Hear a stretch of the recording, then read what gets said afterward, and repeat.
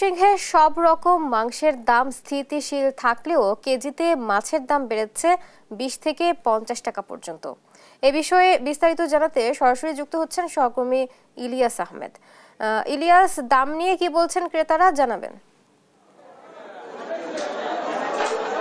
ক্রেতা বিক্রেতারা দাম নিয়ে মিশ্র প্রতিক্রিয়া ব্যক্ত করেছেন। অর্থাৎ আমরা দেখেছি মাংসের বাজারের দাম কিছুটা কম থাকলেও মাছের বাজারের দাম এখনো পর্যন্ত চড়া রয়েছে এবং ব্যবসায়ীরা বলছেন যে সামনে ঈদ আসছে, ঈদকে সামনে রেখেই কিন্তু মাংসের বাজার ইতিমধ্যেই কমা শুরু করেছে। সেই বিষয়টি সাধারণ ব্যবসায়ী যারা আছেন তারা বলছিলেন, আর ক্রেতারা বলছেন যে মাংসের বাজার কিছুটা কম থাকলেও মাছের বাজার কিন্তু চড়া রয়েছে। আমি এখন রয়েছি ময়মনসিংহের সবচেয়ে বড় কাঁচা বাজার মেচুয়া বাজারে রয়েছে।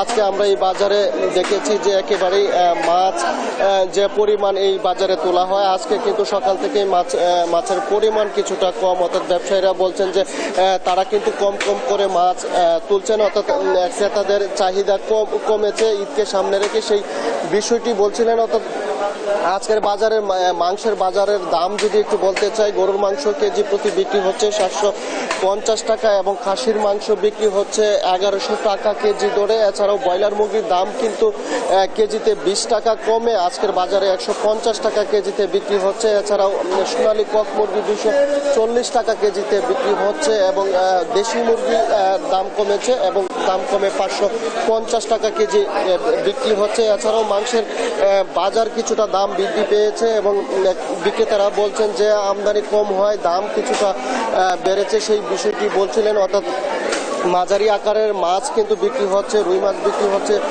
250 থেকে 300 টাকা কেজি দরে। এছাড়াও কার্প জাতীয় মাছ যেগুলো রয়েছে সেগুলো 300 থেকে 350 টাকা কেজি পর্যন্ত বিক্রি হচ্ছে। এছাড়াও চিংড়ি মাছ আমরা দেখেছি 1000 থেকে 1200 টাকা কেজি পর্যন্ত বিক্রি হচ্ছে। আমরা একটু একজন মাছ ব্যবসায়ীর সঙ্গে যুক্ত হতে চাই।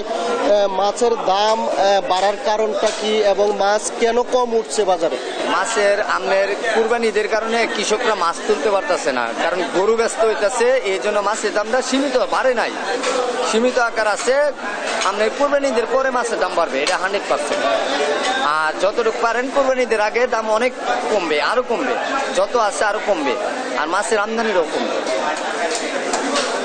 তিনি বলছিলেন যে কুরবানি ঈদের কারণে কিন্তু মাছের বাজার কিছুটা চড়া রয়েছে এবং মাছ কিন্তু কম বাজারে উঠছে, সেই বিষয়টি বলছিলেন। এছাড়াও যারা ভোক্তা রয়েছেন তাদের সঙ্গে কথা বলেছিলাম, তারা বলছেন যে যেহেতু মাংসের দাম অন্তত কিছুটা হলেও কমতে শুরু করেছে, মাছের দাম যেন কমে আসে, সেই বিষয়টি নিয়ে যারা বাজার মনিটরিং ব্যবস্থা জোরদার করেন তাদেরকে নজরদারি বাড়ানোর দাবি জানিয়েছেন। আমরা যারা বাজার মনিটরিং প্রতিনিয়ত করে থাকেন তাদের সঙ্গে কথা বলেছিলাম, তারা বলছেন যে ময়মনসিংহের প্রত্যেকটি বাজারেই কিন্তু তারা নজরদারি বাড়িয়েছেন এবং ভোক্তাদের সাধ্যের মধ্যে সকল কিছু আনার চেষ্টা কিন্তু তারা করছেন। এই ছিল আমার কাছে ময়মনসিংহ থেকে সর্বশেষ।